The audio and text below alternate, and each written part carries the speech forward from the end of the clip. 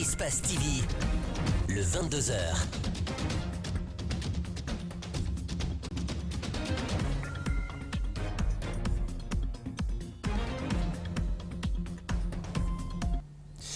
Vous faites bien de nous choisir pour vous informer. Merci de votre fidélité à Espace et à Calac TV.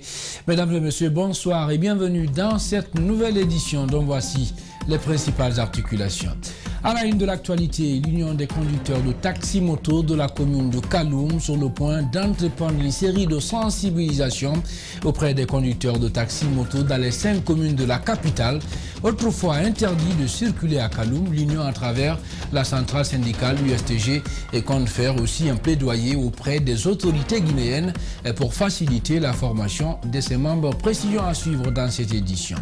La page culture de ce journal nous amène ce samedi à Niagasola, dans la préfecture de Sigiri, considéré, vous le savez, comme le berceau de la culture africaine à cause de Sosobala. Pour conserver justement ce patrimoine, l'association Madeniaga vient de lancer la formation d'une 50aine de forgerons, fabricants et joueurs balafhonistes sur la portée de cet instrument traditionnel de musique classé comme patrimoine mondial de l'UNESCO. Vous suivrez le reportage d'Alpha Oumar Koïta dans cette édition. À venir également dans ce journal, la revue de la presse, une revue qui met un accent particulier ce samedi sur les pics, vous le savez, entre les candidats engagés dans la course électorale qui ne finissent pas en Guinée. Elle sera donc présentée par Djibril Ba. Et c'est tout pour les titres. Bienvenue à tous. Tout d'abord, cette question, comment voter? Cette question a été justement au centre des préoccupations des acteurs de la société civile, notamment le réseau Afrique Jeunesse de Guinée. Les membres ont tenu une concertation ce vendredi pour se donner des idées. Pour l'occasion, ils ont conjointement débattu avec des responsables des guides de Guinée qui estiment que cette initiative est salvatrice pour la Guinée et les Guinéens. Ali Badra Camara et Abdoulaye Camara signent ce reportage. Suivez.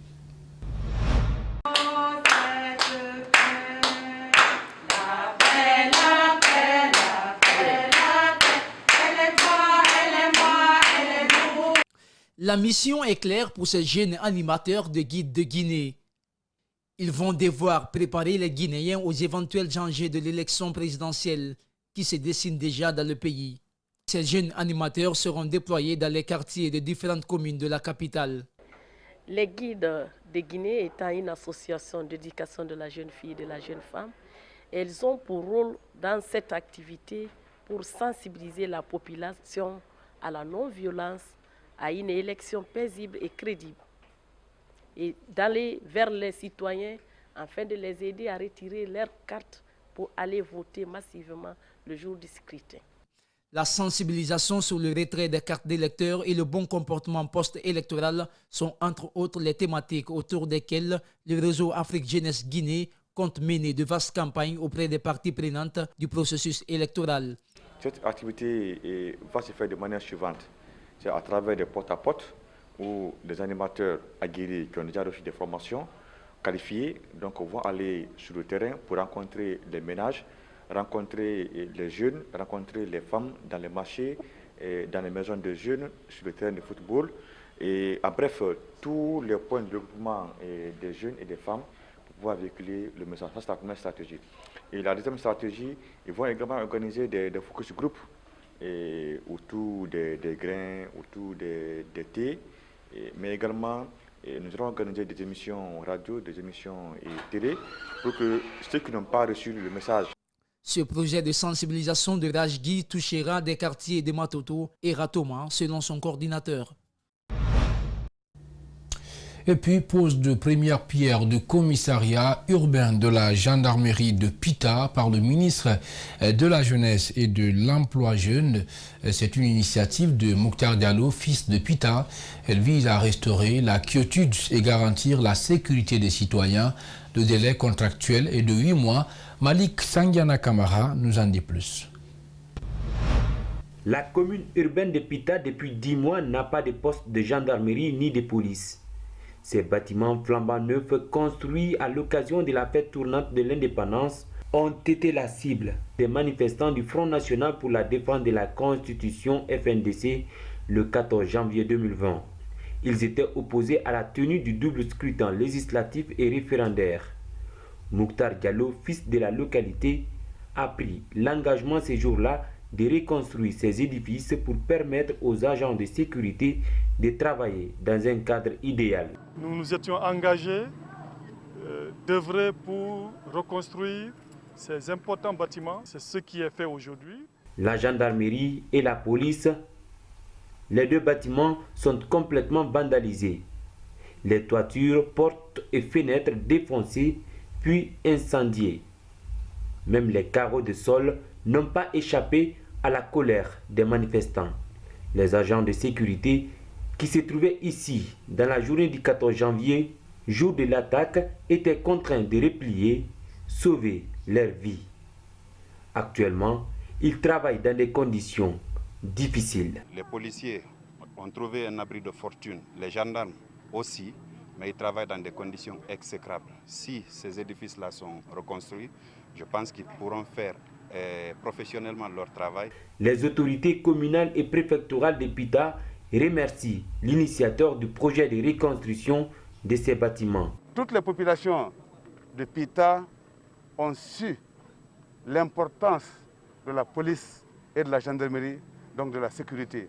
Le regret des sages est profond de voir ces édifices publics vandalisés de la sorte lors des manifestations. Le calife de Fouta a profité encore une fois de prêcher la paix et la non-violence à l'endroit des populations pour que plus jamais ça à Pita. Et puis, on en sait un peu plus désormais sur le conflit domanial opposant des citoyens guinéens dans la zone de Frigadi, une sous-préfecture de Koya, un conflit qui vire à une bataille judiciaire sur fond de menaces et d'accusations contre l'appareil judiciaire. Antoinette Dédé Onivogui et Abouakar Din Kamara nous en disent plus.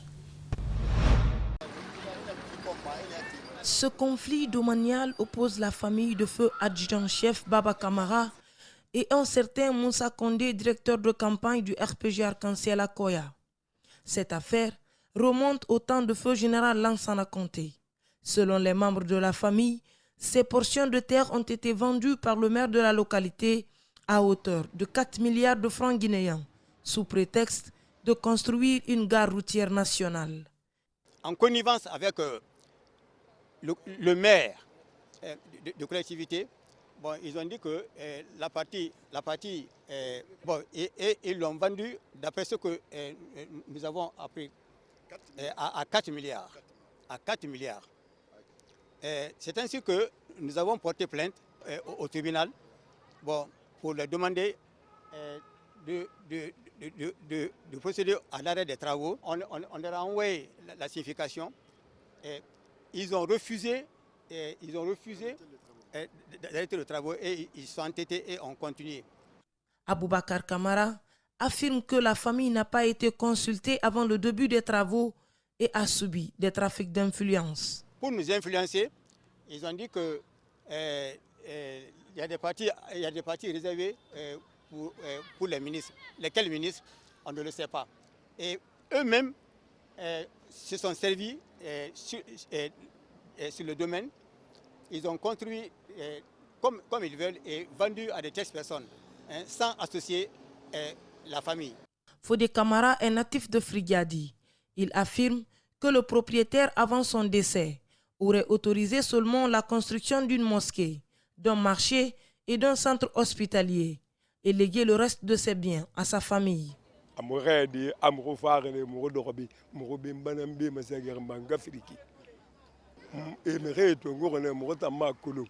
Fo ifasiga ina fe fa val mobe kona ala fara girmi fa kel kona ki délégation fa kel kona ki fa e fe délibéré kedi fa manna et to demandera ba sozuma président ma anaka pasi causerie nanna et to bar kelle na demandera ba ina na dan tagebe donc etanan be na nara. Il nous a été confié qu'une mission des cadres de la Direction nationale des domaines et du cadastre s'était rendue sur les lieux. Nous apprenons par la même occasion que le tribunal de Koya a aussi été saisi de l'affaire. Nous y reviendrons. Toujours dans l'actualité nationale, les citoyens de Falé-Sadé, un district situé dans la préfecture de Dubreka, manquent d'infrastructures routières, vous allez le voir.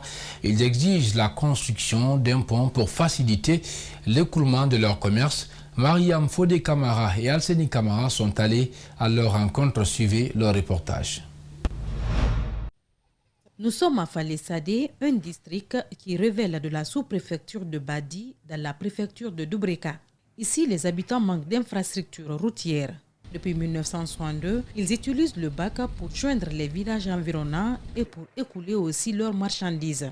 Et cela n'est pas sans conséquence, puisqu'en saison des pluies, traverser est un parcours de combattants.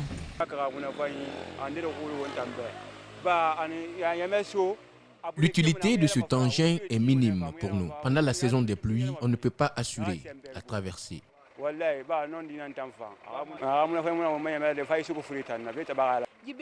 Ici, en saison pluvieuse, c'est la pirogue qui fait traverser les gens. Ça fait souffrir. Tous ceux qui veulent nous aider doivent tout faire pour construire un pont pour nous. Pourtant, les habitants de Falé-Sadé vivent de l'agriculture. Ils demandent au gouvernement de les aider à avoir un pont pour leur permettre d'écouler leurs produits. Nous demandons au gouvernement de nous aider à avoir un pont. La vérité est que nous souffrons. Le gouvernement n'a qu'à nous aider pour avoir un pont, pour avoir la paix du cœur. Les habitants du district manquent presque de tout, mais leur priorité reste un pont, car le bac qui assure la traversée des personnes et de leurs biens existe depuis 1962. Chaque fois, des pannes surviennent.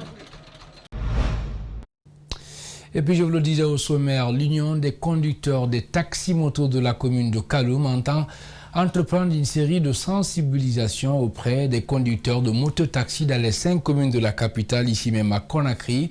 Autrefois, vous le savez, interdit de circuler à Kaloum. L'Union, à travers la centrale syndicale USTG, a fait un plaidoyer à l'endroit des autorités guinéennes en ce qui concerne leur formation et l'instauration de la discipline au sein des conducteurs. Mohamed Valek Touré et Tierno Sadouba signent ce reportage. Ils pratiquent une activité qui facilite le déplacement des citoyens avec des innombrables embouteillages dans la capitale. Ils sont aussi souvent accusés d'être à la base de plusieurs accidents de la circulation. À Kaloum, l'Union des activités des mototaxis souhaite instaurer la discipline au sein des conducteurs de mototaxis. Une action soutenue par la centrale syndicale USTG. Sans la jeunesse, on ne peut pas laisser les plans valides. C'est eux qui doivent faire la relève d'eux-mêmes. Mais pour faire ça, il faut que tu sois formé. Si tu n'es pas formé, tu ne peux rien rapporter pour ton pays. Pour respecter le code de la rue, il faut que tu sois formé. Et faire attention dans la circulation.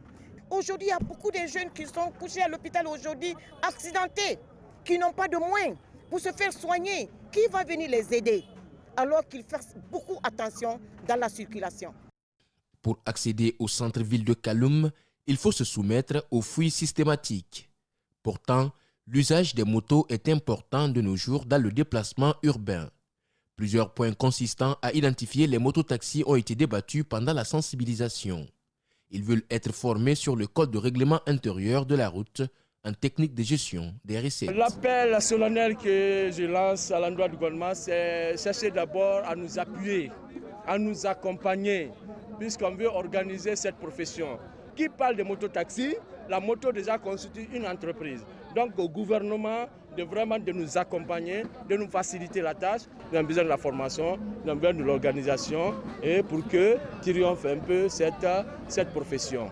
Avec cette rencontre, la commune de Kaloum entend mener la sensibilisation des conducteurs de mototaxis dans les 5 communes de la capitale. Une vaste campagne de sensibilisation et de contrôle des denrées alimentaires a été initiée ce samedi par le ministère du Commerce par l'intermédiaire de l'Office national de contrôle qualité. L'opération a démarré dans les marchés de la commune de Matam où les agents ont procédé à quelques prélèvements sur les lieux. Les commerçants ont apprécié l'initiative. Djibril Ba et Alseni Camara, explication. Des agents du contrôle qualité ont investi cet après-midi les différents marchés de Matam. Cette opération consiste à débarrasser ces lieux des aliments impropres à la consommation. La démarche va durer 3 mois. Ceci est obligatoire selon le directeur général de l'Office national du contrôle qualité. Il est de notre devoir, n'est-ce pas, de rassurer ici les opérateurs qu'au-delà de la mission d'inspection, nous ne sommes pas là pour vraiment impacter leur commerce, mais c'est aussi leur apporter, n'est-ce pas, des conseils et des sensibilisations sur les méthodes, par exemple, de conservation des produits. Ils sont nombreux à être surpris par cette visite inopinée du service du contrôle des qualités du département du commerce. Toutefois, ils adhèrent à la démarche des autorités. Ils ont contrôlé nos produits. Bien avant, nous avons accepté le prélèvement et les analyses au port. La mission de contrôle n'est pas une chasse aux sorcières. Pour Souma, débarrasser des marchés des aliments impropres à la consommation aide à préserver la santé de la population. Mais le service contrôle de qualité est là dans ce cadre, au fait de reconditionner ce riz afin de mettre à la disposition de la population.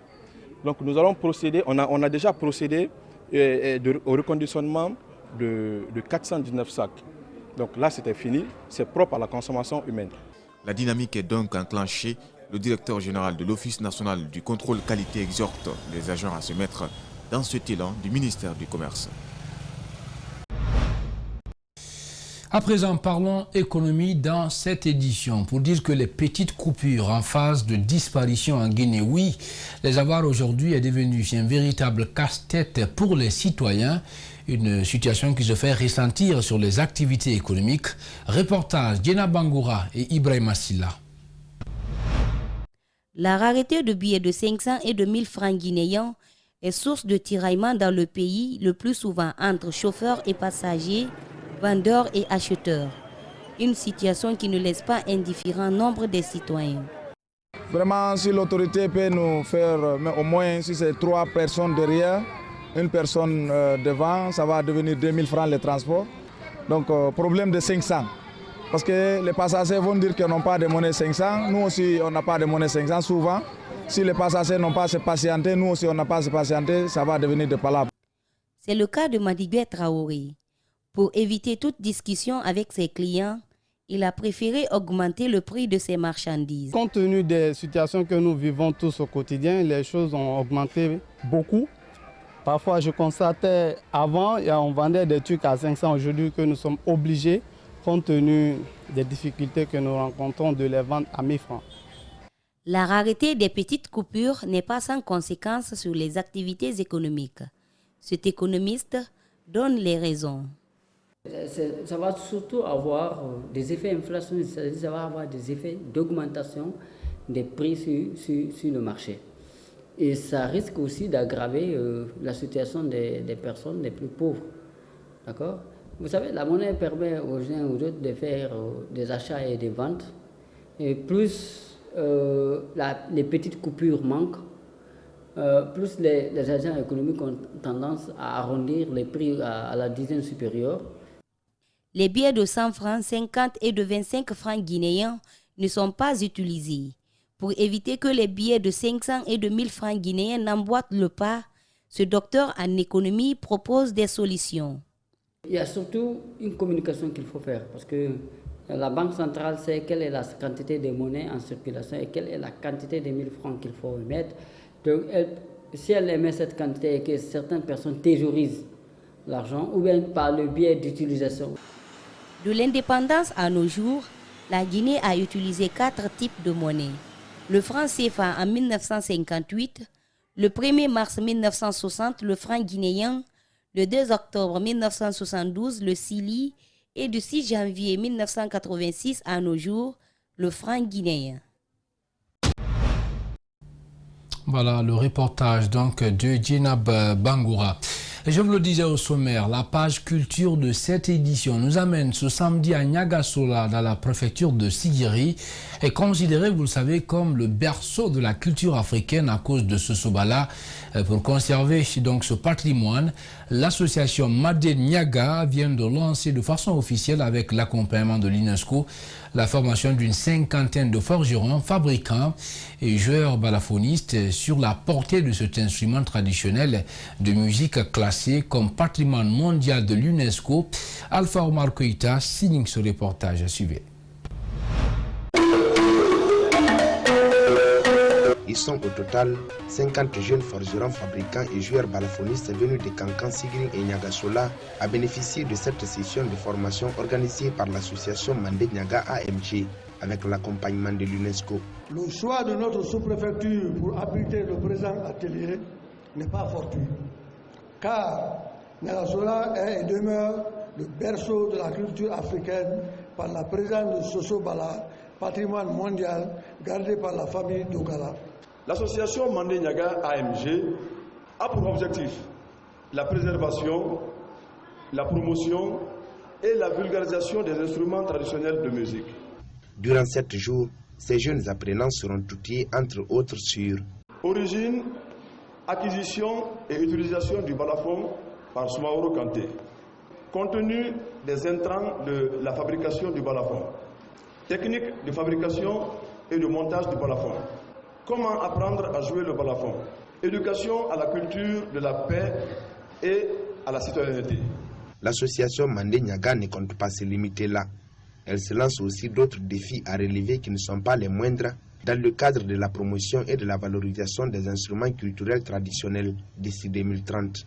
Après l'étape de 2020, ce sera le tour de celle de la sensibilisation et information des acteurs du secteur de la culture en Guinée et promotion du balafon et instruments connexes. Pour sa part, le secrétaire général de la Commission nationale pour l'UNESCO a tout d'abord déploré la méconnaissance ou voire même le délaissement de nos richesses culturelles au profit de celles occidentales dans nos communautés avant d'inviter les uns et les autres au retour à la source. Nous constatons dans nos villages et villes des richesses culturelles extraordinaires à valoriser qui sont pour la plupart méconnues, sous-estimées ou souvent délaissées par les propres détenteurs. Après le lancement officiel de l'atelier de formation, la délégation a tout d'abord rendu visite à la notabilité de Kenem Manding avant de rejoindre la famille Dokala, conservatrice de Soso Bala, où une prestation artistique traditionnelle soutenue par l'intonation du balafon a été organisée en son honneur sur les pas de Kanibaoulé Yaté. Voilà le reportage donc signé Alpha Oumar Kouaïta. Par ailleurs, la famille Dokala, qui est la conservatrice de Soso Bala par la voix de son porte-parole, a mis l'occasion à profit pour exposer certaines de ses préoccupations à la délégation. Mamadou Kouyaté est au micro d'Alpha Oumar Kouaïta. Le musée Abri, qui intègre le logement du Balatigui, inauguré depuis le 26 août 2018, n'est toujours pas fonctionnel. Il a fallu d'ailleurs l'implication de certaines bonnes volontés et les efforts de la famille Dokala pour qu'on en arrive là. Pour un bâtiment de ce standing, la cour a besoin d'un aménagement, d'alettes au pavé. Il n'y a pas de générateur pour fournir le courant. Celui que l'UNESCO a livré à notre association en 2005 est en panne. Un forage est nécessaire pour régler les problèmes d'eau, de même qu'un château d'eau pour les canalisations à l'intérieur de la maison. Un minimum d'équipement est indispensable dans la case du Soso Bala. Les chambres, la bibliothèque, la salle de séjour et la salle d'attente. Un mur d'enceinte pour clôturer l'ensemble de la famille Dokala lui donnerait plus de personnalité. Le Balatigui ne bénéficie d'aucune subvention, alors qu'il est le gardien d'un élément important du patrimoine culturel immatériel de Limani. Monsieur le secrétaire général, en vous remerciant encore une fois pour votre déplacement, nous espérons que certaines de nos préoccupations attireront votre bienveillante attention. À présent, l'actualité en dehors de la Guinée, tout près chez nous en Côte d'Ivoire, l'opposition a tenu un meeting géant ce samedi à Abidjan. Le stade Félix Houphouët-Boigny du Plateau a été donc choisi par le PDCI, le GPS, le FPI ou le parti leader pour demander justement à leurs militants de résister. Les opposants au président Alassane Dramane Ouattara protestent bien entendu contre un troisième mandat et exigent des élections inclusives. Était présent sur les lieux Antoine Kourma, notre envoyé spécial. Suivez. Les Ivoiriens ont répondu présent à l'appel des leaders politiques de l'opposition ce samedi au stade Félix Houphouët-Boigny. Des difficultés signalées au départ de la mobilisation n'ont pas empêché quelques militants de rallier le Félicia. Certains se seraient fait agresser par des microbes.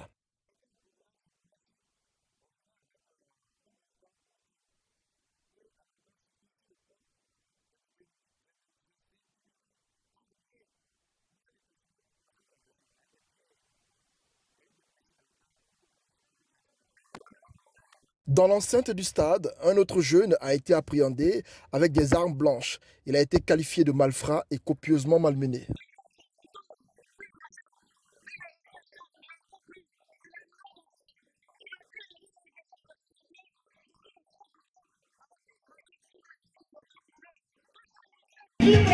L'ambiance s'est poursuivie malgré tout avec des manifestants galvanisés à bloc et décidés à se faire entendre.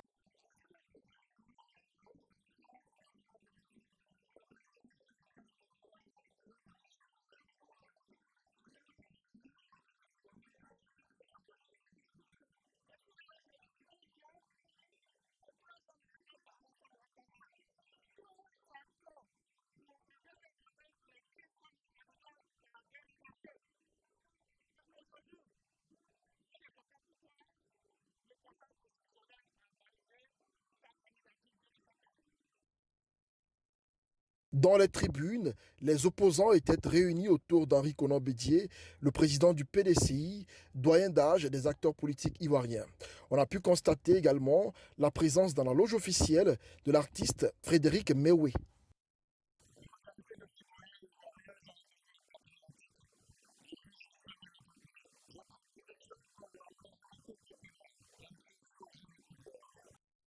Les leaders se sont succédés au pupitre pour chacun égrener une série de revendications. Aujourd'hui, c'est le peuple de Côte d'Ivoire qui veut diriger. En se fondant sur le tribalisme, sur les connivences politiques, sur la corruption des institutions, sur la violation de la Constitution, sur le viol du code électoral, sur la manipulation de la justice, sur la manipulation de l'armée, sur la manipulation de la jeunesse, sur la manipulation Le mot d'ordre de désobéissance civile vise à obtenir la transition politique pour la renaissance de la Côte d'Ivoire. La refonte de la CENI, le retour des exilés politiques, la non-candidature d'Alassane Ouattara à l'élection présidentielle sont entre autres les préoccupations de ces acteurs politiques qui n'entendent pas reculer. Prenant la parole, le président du PDCI RDA a accusé Alassane Ouattara d'avoir trahi la nation. Henri Konan Bédié a ensuite appelé les militants de l'opposition à poursuivre la désobéissance civile jusqu'à la satisfaction de leurs revendications. Ce meeting a pris fin dans une ambiance festive. Voilà Antoine Kourma, notre envoyé spécial à Abidjan, dans la capitale ivoirienne. Retour à Conakry pour vous proposer la revue de la presse concoctée et présentée par Djibril Ba. Bonsoir. À la une des journaux guinéens cette semaine, la CENI annonce l'affichage des listes électorales définitives, titre guinépremière.com. Cette opération permettra aux électeurs de vérifier leur présence et la localisation des bureaux de vote. Selon Mosaïque, l'institution électorale précise que ces listes resteront affichées jusqu'au jour de l'élection présidentielle. Une élection à laquelle Selou invite Alpha Condé d'aller à la retraite, lit-on sur le site d'information immédiat.net. À 83 ans, on ne peut plus. Selon Dalin, la fonction présidentielle est trop exigeante. Aujourd'hui, il a choisi de faire sa campagne par visioconférence parce qu'il n'a pas la capacité physique d'aller rencontrer la population, de présenter son bilan et de demander quelles sont leurs préoccupations. D'après notre confrère, le candidat de l'UFDG n'a pas été tendre avec le président Condé qui veut s'offrir un énième mandat, un troisième mandat de trop selon ses opposants. Sa sortie est donc une réponse au président candidat qui disait de n'avoir pas tenu un discours ethnique dans un entretien accordé à France 24 et RFI, repris par visionguinée.com.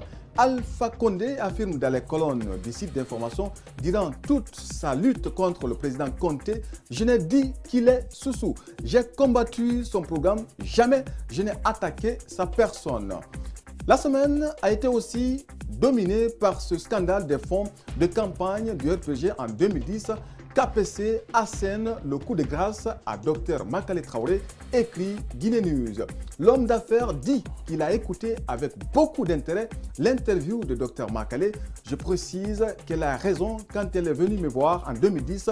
Elle m'a dit qu'Alpha Condé me dit qu'elle ne veut l'argent d'aucun entrepreneur, mais qu'elle est venue me voir pour que j'aide son candidat. Compte tenu de mes relations avec elle et tout le respect que je lui dois, j'ai accepté. Si aujourd'hui, Dr Makale Traoré me cite pour dire qu'aucun opérateur, j'allais dire économique, ne lui a donné quelque chose, c'est comme si elle me contredisait sur ce qu'elle et moi avions dit en 2010. C'est comme si je mentais au président Alpha Condé en 2010. C'est pourquoi je ne peux pas rester aujourd'hui sans apporter un démenti, a conclu KPC. Avec guinépremière.com, Makale se fait entendre. Nous n'avons pas besoin de transformer la campagne en débat de personnes. Dans les colonnes de Mosaïque, elle dit que c'est avec regret que nous apprenons sur les antennes des médias des propos mensongers sur la présidente de l'Action citoyenne par le travail. Les populations guinéennes ne sont pas dupes.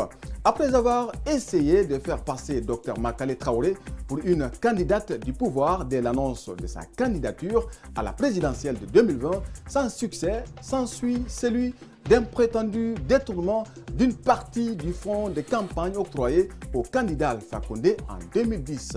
Vérité224.com, lui, s'est largement consacré aux événements de Kolaboui. Des jeunes ont manifesté pour exprimer leur ras-le-bol contre le manque d'électricité. L'intervention des forces de sécurité a ravivé la tension et radicalisé les manifestants. Ils se sont dirigés au poste de police et de gendarmerie pour les mettre à sac.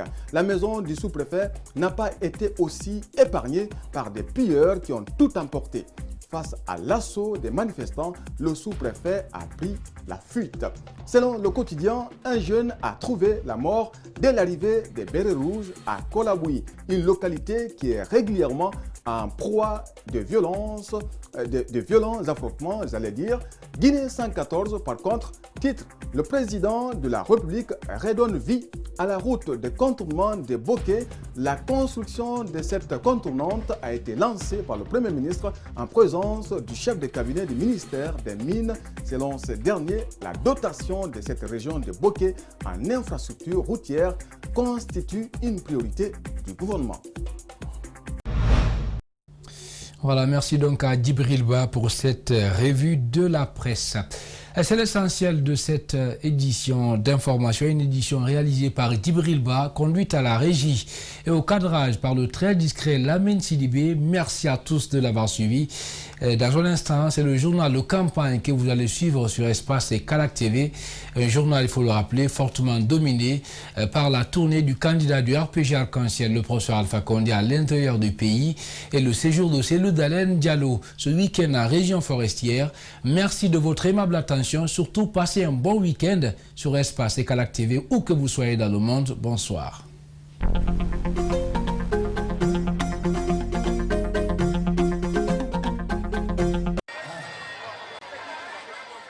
Enfin, Alpha Condé sort du palais Sékou Touréa pour battre campagne. La préfecture de Koya est la première étape de cette tournée du président de la République au compte de la campagne présidentielle pour le scrutin du 18 octobre prochain. Ici, les militants se sont fortement mobilisés pour accueillir le candidat du RPG Arc-en-Ciel. Dans les discours de bienvenue, les responsables locaux du parti ont rappelé les réalisations du président pendant ces 10 années de gestion. Ici à Koya, beaucoup de leçons sont tirées. La route nationale numéro 1, 2x2, qui la traverse en fait un pool d'attraction des habitants de la capitale. Le pont Kaka est un véritable joyau touristique, en plus du rôle de désenclavement qu'il joue. Campagne a déplacé Apollo Koyanama, Alana Parai Kulabe, Ala Wunda Kulabe, Ala Wunda Yaki Umboroma, Wunda Unagan Natin Gibe, le 19 Loé, Ara Colonel Koya Bara voté, Wuntama Paramade, candidat Kotemuna Koya, mais Wunda Koya, RPG Arc-en-Ciel Nana Koya. Prenant la parole pour la première fois en public depuis le lancement de la campagne, Alpha Condé a, dans la langue du terroir, fustigé la gestion antérieure du pays par ses adversaires politiques avant de tenir de nouveaux engagements.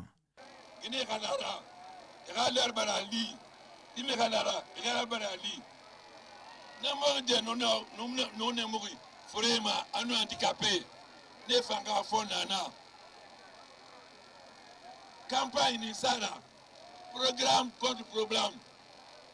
Programme mune yira, faut que me wodi fait, auto kana fait, banki kana fait. C'est le nasigama, asama nous kamenya tongo suli kamenya moyen. Ana sada na kai, inu ninara. Alors qu'on a coronavirus, et mon abin déjà fait. Mais la vie n'a fait la gawaye, faut tenir à iki. Et tu fais la Guinness café yare. On m'a bossé nana. On m'a mis de faire à votre forme maya. Atteint d'abord, qu'elle fait Kourané, Bella, Zerokore, Masanta, Yegadougou, Kisudougou, Faranda, Mamou, Fourekaria. Bon train, qu'elle fait Konakri, Kankan, Mandjana, Bobo Inasso. La Guinée était fait. La Guinée était fait. Après Koya, le chef de l'État est attendu dans d'autres localités du pays pour tenter de convaincre les électeurs pour sa réélection au soir du 18 octobre.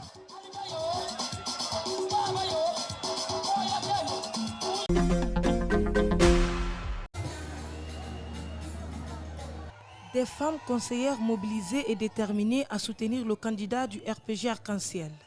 Déjà, elles sont convaincues de la victoire d'Alpha Condé, mais avant, elles sensibilisent les citoyens à aller retirer leur carte d'électeur.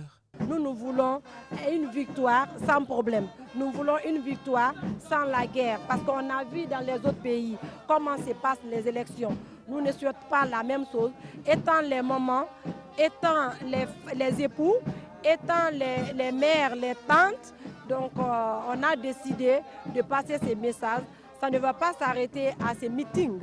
On va descendre dans les quartiers afin de sensibiliser la population à la base, non seulement d'aller retirer leurs cartes, mais aussi de ne pas répondre à la provocation.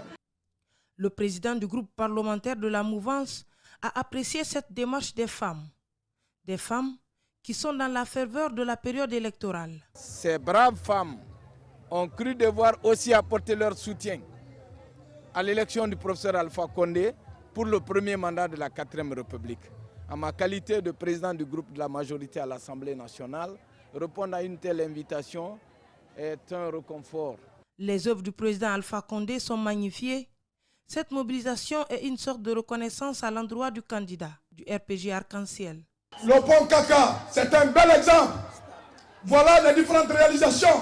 Tout le monde m'a vu à l'œuvre, sous la pluie, en train de monter et descendre, pour faire le plan de masse de la partie réservée pour le centre d'autonomisation des femmes. La date du 18 octobre avance à grands pas. Il ne reste qu'une semaine pour les candidats en lice pour convaincre les électeurs.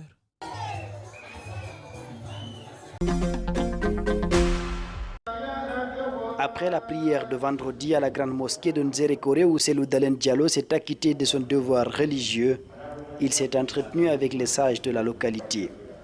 Ensuite, direction Djeké où il est attendu. Plus de 60 km de route non bitumée parcourue, c'est finalement aux environs de 17 h que l'équipe de campagne est arrivée.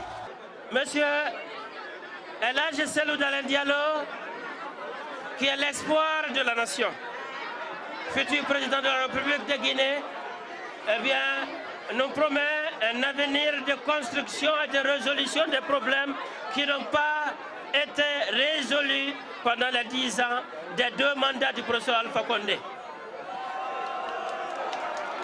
Et pour ça, nous disons merci à la population qui est en train de renouveler sa confiance en lui. Le candidat de l'UFDG va mettre l'accent sur les conditions de travail de certains employés d'une industrie installée à Djeké. La Sogipa, qui était une source de prospérité, est en train de tomber en faillite. Mais en réalité, ce n'est pas une faillite. Tout ce qui est contrôlé par l'État est aujourd'hui utilisé pour le troisième mandat. Les fournisseurs de l'entreprise ne sont pas payés à bonne date. Ils accusent des arriérés de 4, 5 jusqu'à 8 mois sans être payés. Il promet d'être le président de tous les Guinéens au lendemain de l'élection du 18 octobre 2020. Lorsque vous aurez élu le 18 votre président, il sera le président de tous les Guinéens. Il va rassembler, réconcilier, susciter la confiance, promouvoir la fraternité.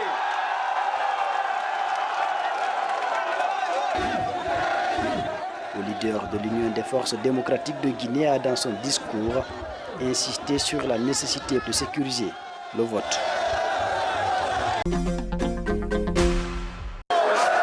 Ici à la Maison des Jeunes, Foromo Denis Sagnon, accompagné d'une forte délégation, est accueilli avec ferveur.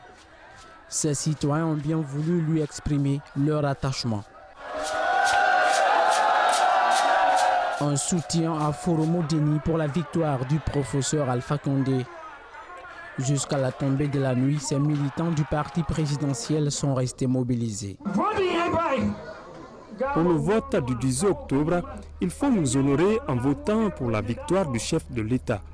Engageons-nous par notre courage et notre détermination en accompagnant notre fils. Cet engagement traduit la signature d'un pacte selon Foromo Denis Sagnon. C'est pourquoi il a invité à un vote massif pour le candidat du parti présidentiel. Je veux que cette fois-ci,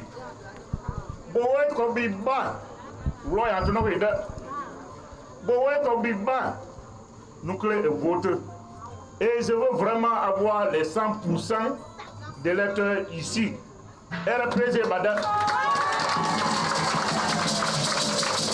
Dans son périple, Foromo Denis Sagnon a mis le cap jeudi sur la sous-préfecture de Boé. Ici, il s'affirmait un véritable meneur d'hommes et il s'est félicité du soutien de la population. J'ai signé un pacte avec mes parents. Ils se sont engagés à soutenir l'élection du président Alpha Condé. Et vous savez, le forestier, quand il donne sa parole, c'est une parole d'honneur. Donc cette parole doit être, à mon avis, respectée. Et je vais rester auprès d'eux jusqu'au jour du vote même, pour que tout se passe devant moi avant de quitter. Et je serais curieux que toute la sous-préfecture de Boé ait voté 100% en faveur du RPG. Foromo Denis a mis l'occasion à profit pour visiter les infrastructures en cours de réalisation par le chef de l'État. Il faut dire Alpha Condé vient de rénover et équiper le poste de santé de Ouro et de Boé et d'assurer le financement de la construction d'une église.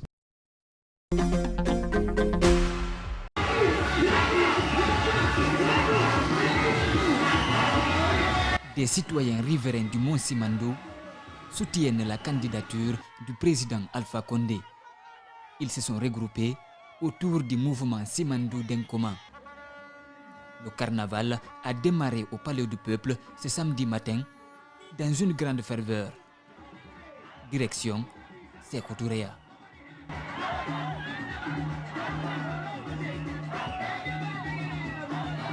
Depuis la naissance du RPG en Guinée, Simandou est resté toujours à la pointe du combat grâce au Conseil des Sages qui vous aime tant et la volonté de sa jeunesse soutenue par les femmes.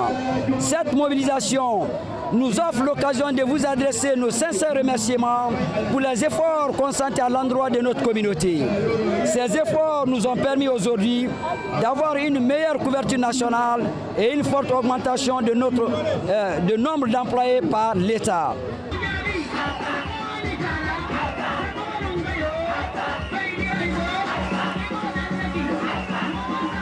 Très tôt le matin, cette colonne de minibus a sillonné des quartiers de Conakry pour mobiliser militants et sympathisants du RPG Arc-en-Ciel. Le président de la République est très proche de nous maintenant, Alpha Nato le Moua Massake. Le projet d'exploitation du minerai de fer du Simandou par la société SMB détermine le choix de ses citoyens en faveur du candidat Alpha Condé. Monsieur le Président, la présence de la société SMB à Simandou est une immense joie pour nous les riverains de cette montagne. Nous ne serons terminés cette allocution sans lancer un appel solennel au peuple de Guinée en général et à la population de Simandou et Ami de voter massivement pour la victoire d'un coup KO en faveur du professeur Alpha Condé. Le carnaval s'est déroulé sans incident. Le mouvement Simandou Denkoma appelle tous à voter massivement pour le candidat Alpha Condé le 18 octobre.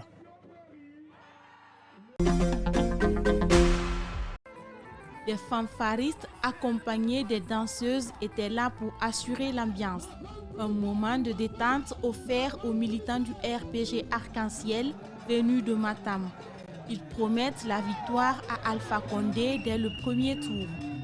Je voudrais rassurer la coordination régionale de la ville de Conakry que Matam a la conviction qu'un avenir meilleur est à la portée de notre pays si notre champion, le professeur président Alpha Condé, est élu. Si vous avez pris vos cartes, allez identifier vos bureaux de vote et le jour du vote, allez voter et ensuite vous sécurisez les urnes. Allez voter massivement le jour du scrutin et l'invite faite aux militants. Il est important d'aller retirer les cartes d'électeurs.